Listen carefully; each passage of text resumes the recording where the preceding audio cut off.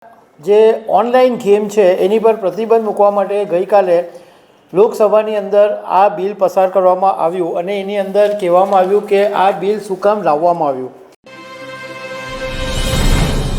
લોકસભામાં ગઈકાલે એટલે કે બુધવારે promotion and regulation of online gaming bill 2025 પસાર કરવામાં આવ્યું અને આ બિલનો આશય એ છે કે જે ઓનલાઈન ગેમિંગના રવાડે કરોડો લોકો ચડ્યા છે એમને એમાંથી બહાર કાઢવા અને આવી ગેમોને નિયંત્રિત કરવા માટે પ્રતિબંધ મૂકવામાં આવશે. અને આ ગેમ સ્કિલ બેઝ હોય કે ચાન્સ બેઝ હોય કોઈ પણ હોય એની પર પ્રતિબંધ લાગશે, પરંતુ એની અંદર પૈસા સામેલ હશે તો એની પર મુશ્કેલી આવે. જેમ કે ડ્રીમ 11 છે, ગેમ્સ 24/7 છે, વિન્ઝો છે, તો આ બધા ઉપર પ્રતિબંધ લાગવાનો છે. તો આના વિશે હું તમારી સાથે વાત કરીશ. મારું નામ રાજેશ શાહ છે અને તમે જોઈ રહ્યા છો ગુજરાતના સૌથી મોટા ડિજિટલ પ્લેટફોર્મ ખબર છે.com. છેલ્લા ઘણા સમયથી એવી ચર્ચા ચાલતી હતી કે આ ઓનલાઈન ગેમિંગને કારણે ઘણા બધા લોકોની મુશ્કેલીમાં મુકાઈ જાય છે, કારણ કે બધા ઇઝી પૈસા કમાવાની લાઈનની અંદર પૈસા ગુમાવે છે. એટલે આ જે ઓનલાઈન ગેમ છે એની પર પ્રતિબંધ મૂકવા માટે ગઈકાલે લોકસભાની અંદર આ બિલ પસાર કરવામાં આવ્યું અને એની અંદર કહેવામાં આવ્યું કે આ બિલ શું કામ લાવવામાં આવ્યું. તો સરકારને એવી માહિતી, એવા ફરિયાદો મળી હતી કે લોકો માનસિક અને આર્થિક નુકસાન કરી રહ્યા છે અને કેટલાક લોકોને તો રીતસરની લત લાગી ગઈ છે. એટલે રીતસરના આ લોકોને વ્યસન થઈ ગયું છે, ગેમ રમ્યા વગર ચાલતું નથી એવી એમની હાલત થઈ ગઈ છે. અને ઘણા બધા લોકોએ પોતાની જીવનભરની જે બચત છે એ આવી ઓનલાઈન ગેમની અંદર ગુમાવી છે એવી પણ વિગતો સામે આવી. ઉપરાંત બીજો પણ એક ઇસ્યુ સામે આવ્યો કે મની લોન્ડરિંગ અને રાષ્ટ્રીય સુરક્ષા અંગે પણ ચિંતા ઊભી થાય એવું સરકારને લાગ્યું. અને આ જે ગેમિંગનું માર્કેટ છે એ 32,000 કરોડ રૂપિયાનું છે અને 86% આવક છે એ વાસ્તવિક નાણાં સાથેની જે ગેમ છે એમાંથી આવે છે. અને 2029 સુધીમાં આ માર્કેટ છે એ 80,000 કરોડ રૂપિયા સુધી પહોંચે એવી શક્યતા છે. તો એવા સંજોગોની અંદર જે લોકોને નુકસાન થયું અને રાષ્ટ્રીય સુરક્ષાનો મુદ્દો છે એટલે આ બિલ લાવવામાં આવ્યું. હવે આની અંદર જે નિયમ છે એની અંદર પૈસાની ઓફર કરતી અને રમત ચલાવતી જે પ્રમોટ કરવા માટેની જે ગેમ હશે એને ગેરકાયદેસર ગણવામાં આવશે.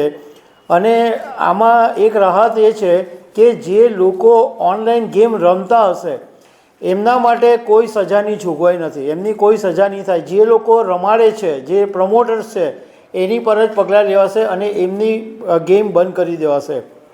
આમાં નિયમ પણ રાખવામાં આવ્યા છે કે આવી જે કોઈ ગેમ્સ ચલાવનાર હશે એને 3 વર્ષની કેદ અને 1 કરોડ રૂપિયાનો દંડ, અને જે લોકો જાહેરાત ચલાવશે એને 2 વર્ષની સજા અને 50 લાખ રૂપિયાનો દંડ થશે.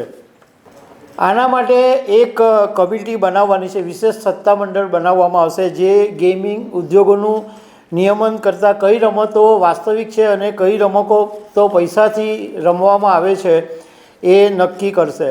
આમાં જે ઈ સ્પોર્ટ્સ જેવી જે ફ્રી ગેમ્સ છે, પબજી છે, એવી બધી જે ગેમ્સ છે, જે સોશિયલ ગેમ્સ છે કે જે મફતમાં રમાડે છે એ ગેમ્સને પર પ્રતિબંધ નહીં લાગે અને એ ગેમ્સનો પ્રચાર કરવામાં આવશે.